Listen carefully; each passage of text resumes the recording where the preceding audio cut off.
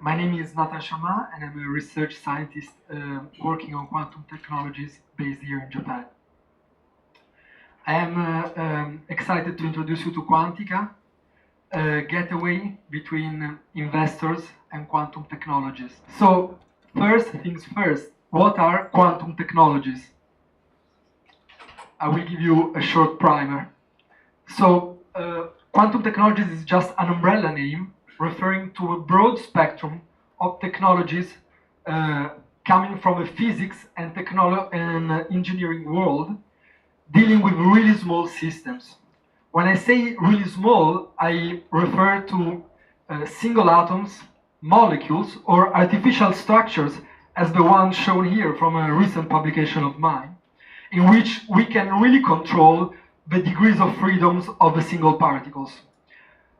Small, tiny objects, as atoms or artificial structures, are really sensitive to external fields, as you see here, a laser beam, or, for example, it could be a magnetic field.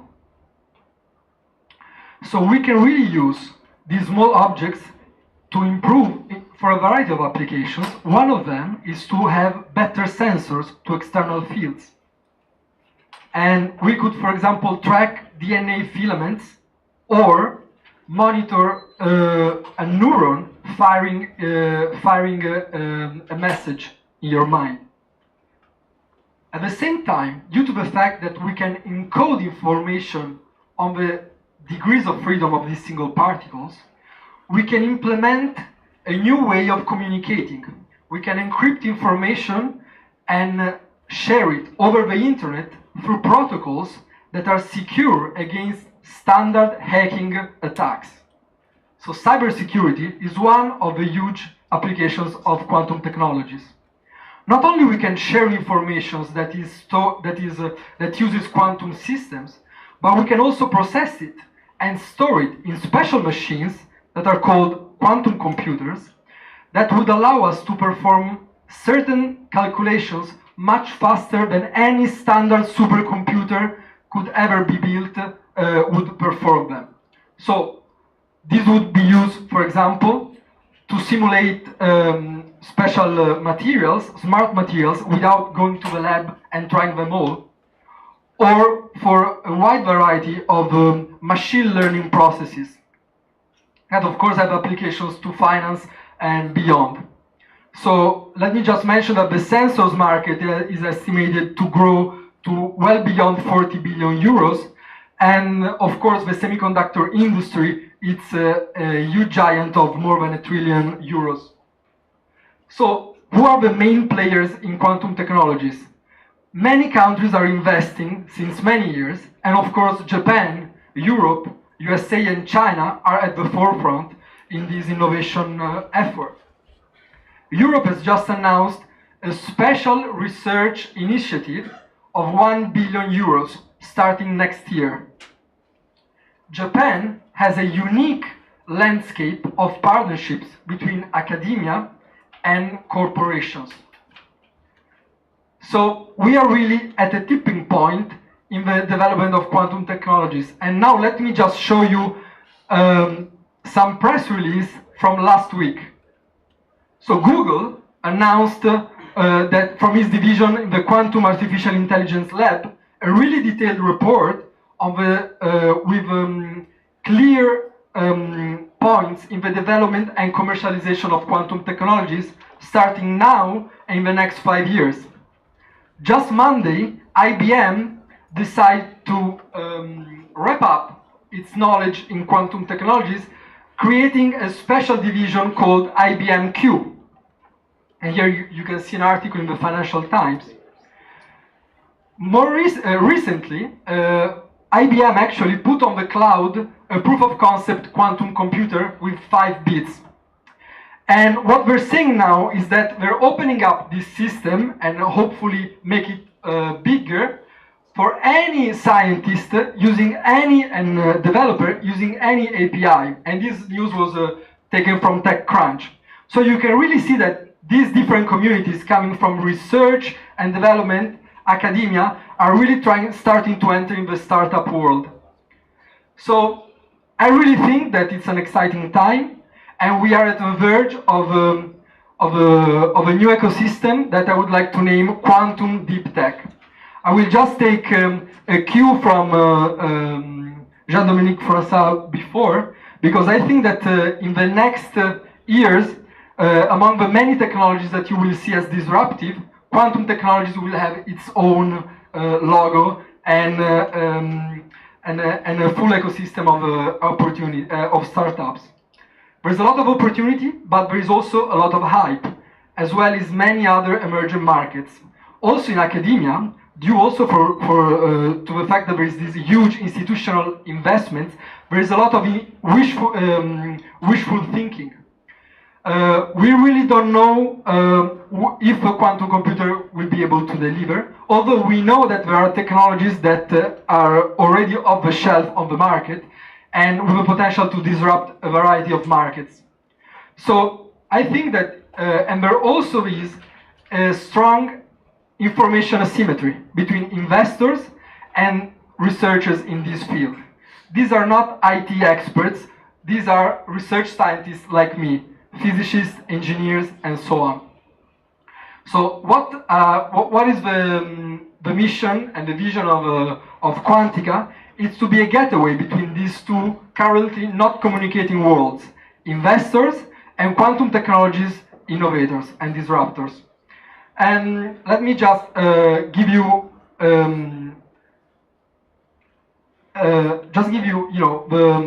a list of the services that we want to give. So for investors such as venture capitalists, we want to provide a deep and broad network of consultants that are academia embedded or can also work for private organizations, but are active researchers in quantum technologies, and we can really activate them, asking them their expert opinion on a given technology, or during the process of a venture capital due diligence, asking them about the strength of a given startup or spin-off. At the same time, I show you that there are big IT giants investing in quantum technologies, but there are also many corporate partners that would like to enter this market without having this expertise and these long decades of R&D. We would guide them into this new emerging ecosystem and also provide specific collaboration assessment services. We want also to give services to the emerging startup of quantum deep tech ecosystem. So to spin-offs, we want to provide horizontal services such as project mentoring and acceleration, and to research groups that have a proof of concept, we would like to give evaluation of their IP and a market analysis, helping them accelerate their technology transfer. So the business development is really straightforward. This is a really new idea. We want to go online with a website as soon as possible and test the market. I want to start a newsletter, something similar to Benedict Evans' newsletter on information technology in Silicon Valley. He's an analyst at Anderson and Horowitz. Something without hype, but with truthful information. This is still missing and will allow us to have a database of clients and interested readers and get incorporated. The team is myself.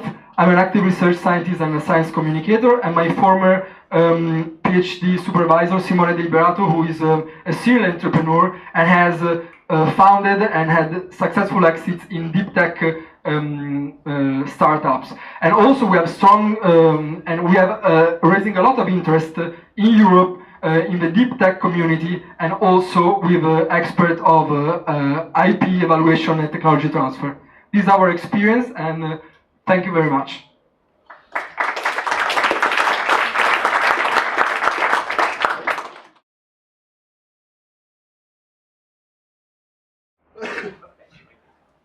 Okay, so that's very nice presentation. Do you have any detailed new product based on quantum tech? Details of Some our product services, or you want to know more about some product or something? So I don't know, what do you want to sell? That's the point. We don't want to. Or some just consulting to. We want to consult. We don't want to sell anything. We just think that it will be a service to this disruptive ecosystem to have healthy startups, and we want to really diminish the asymmetry of information between the developers and investors. So we're providing consultancy and a variety of services that I've shown you to the startup ecosystem that is just now emerging, but it's accelerating, and also to investors interested into this deep tech market. So, for example, I'm investor. So, can you showing some one kind of some application, real application of some product? A product of quantum technology. Yeah, based on quantum technology. You should know that one of that. For example, already off the shelf for some defense soldier, something, or sorry, atomic club or something. Do you have some any idea about real product? Yes, of course. So as I shown, there are sensors and products for cybersecurity. These, so let's take the example of cybersecurity, which is really strategic and interesting. You can have random number generators that allow you to scramble your information when you when you share it on the internet. Quantum systems scramble; they have intrinsic probabilistic nature, so they scramble numbers better. At the same time, at a later stage, we can think that there will be a parallel internet that will work with quantum information that is actually encoded like that. So there are already one of the most successful startups in quantum tech, it's ID Quantique, and was a spin-off of the University of Geneva, and it's already on the market and has major Swiss banks as its clients, as well as an Italian bank more recently, UniCredit, which is a European partner.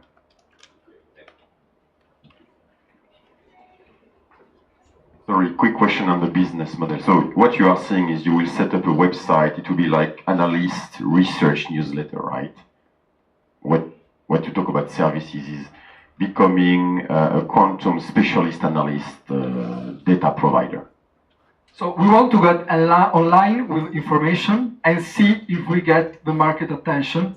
I think we will, because already I've talked with 10 persons in the quantum tech and deep tech ecosystem, and 10 please ask me to collaborate and to join our team.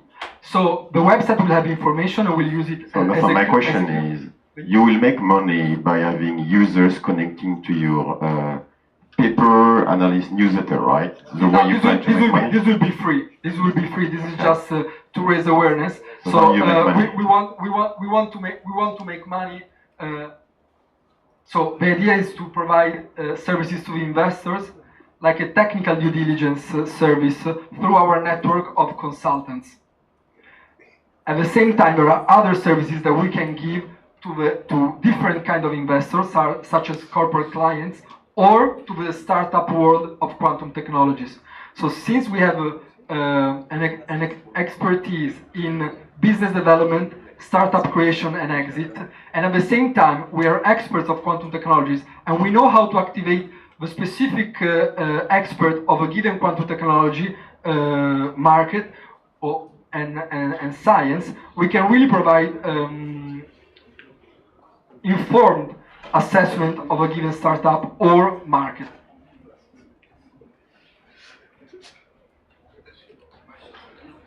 Great. Yes. You're talking about a fairly big market, but your team is basically yourself. Well, it's myself, my former PhD supervisor, and we are in talks with. So the point is that and we are in talks with other people joining our team from the business side.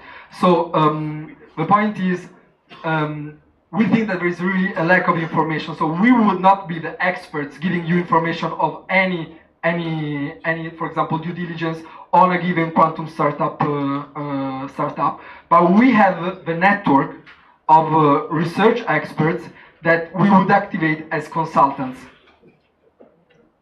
Do you have any proof of concept that this will work? I mean, it seemed, if you told me that, well, we're going to try to service Japanese companies, or we're going to try to focus on research in Japan, I could sort of understand, but if you're sort of worldwide on both clients and sort of source of technology, that's a tremendous field to cover. So do you have proof of concept that this, your sort of consulting model will work? In 30 seconds. I can tell you that why it is not working. I don't have a proof of concept of how it works, but how it doesn't work. I will give you an example of Theranos, a biotech startup that raised to 9 billion and now it's worth nothing. I think that in the deep tech venture capitalist system, there is a need for this service, and this is really different from IT, avionics, robotics, and other endeavors in which there is a strong integration with corporate partnerships. These are really non-communicating worlds, and there is a need of an independent player that is not institutionalized giving these services.